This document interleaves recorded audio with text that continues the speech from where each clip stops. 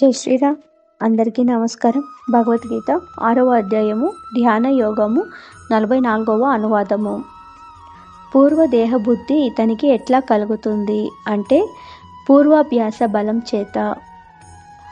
అవసుడైనప్పటికీ అతడు ఈడ్చుకొని పోబడుచున్నాడు. యోగం తెలుసుకోవాలని కోరిక కలవాడు సైతము శబ్ద బ్రహ్మాన్ని దాటిపోతున్నాడు. పూర్వజన్మలో చేసుకున్న అభ్యాసం పూర్వాభ్యాసం.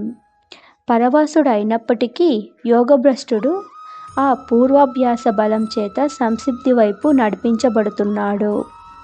యోగాభ్యాస సంస్కారం కంటే బలవంతరమైన పాపకర్మలు చేయనట్లయితే యోగాభ్యాసం వల్ల కలిగిన సంస్కారం చేత నడిపించబడతాడు. చేసిన పాపకర్మలు బలం ఎక్కువ అయితే యోగం వల్ల కలిగిన సంస్కారం అణిగి ఉంటుంది. ఆ పాపకర్మాల బలం క్షయం కాగానే యోగ సంస్కారం తన పని ప్రారంభిస్తుంది.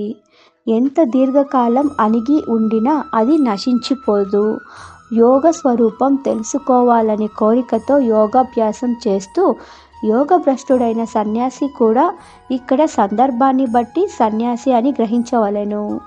శబ్ద బ్రహ్మాన్ని అతిక్రమిస్తున్నాడు. శబ్ద బ్రహ్మము అంటే వేదోక్త కర్మానుష్ఠాన ఫలము.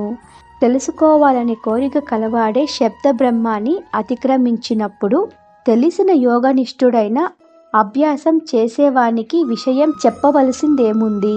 జై శ్రీరామ్.